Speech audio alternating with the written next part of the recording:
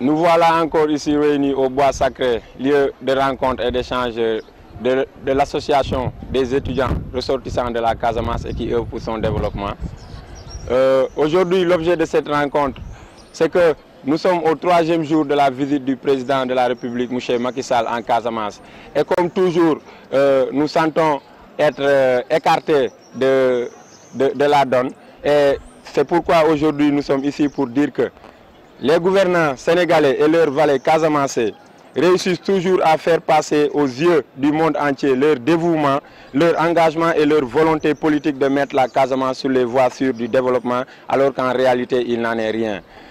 Voilà 3 mois que le blocus au niveau de la Transgambienne, imposé par des syndicats transporteurs sénégalais, freine l'essor économique de la Casamance et entrave la libre circulation des personnes et des biens. Ce qui devrait amener le gouvernement sénégalais à se pencher sur la question en vue d'apporter des solutions durables, mais ils ont préféré le silence. Cette attitude irresponsable montre les limites de leur engagement pour résoudre les problèmes de la Casamance. Hier, ils s'étaient engagés avec l'accord de paix signé le 30 décembre 2004 avec le MFDC, qu'une fois les discussions achevées, de mettre en œuvre, comme le stipule le protocole, la réinsertion sociale, le renoncement définitif à la lutte armée, le retour des réfugiés par l'assistance des villages ravagés par le conflit, mais aussi la réinsertion sociale des combattants du MFDC suivant le principe de volontariat.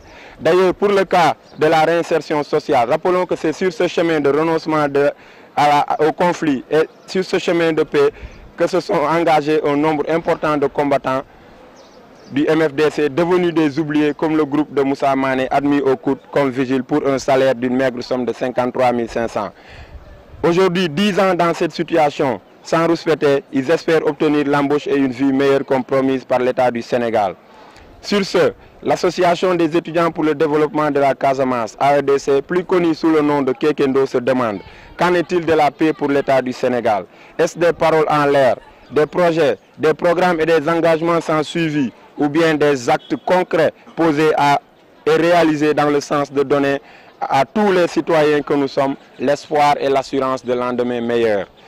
Ce blocus sur la traversée du Gambie et ce dossier de vigile au niveau du campus nous donnera un avant-goût de ce que demain sera. Loin de nous toute idée de sabotage ni de barrer la route à quiconque, mais juste rompre avec certaines pratiques qui œuvrent à mettre en place des montagnes de plans, de dossiers, de projets et de programmes qui accouchent d'une souris de réalisation dérisoire et révoltante. L'on n'entend plus parler du projet risicole de Sédhiou, du Primocar, où est passé l'ILACO, qui est devenu le PIDAC, le SOMIVAC. Quel bilan accordé à l'ANRAC?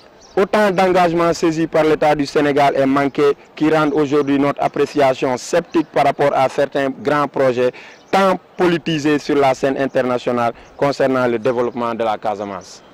Nous vous remercions.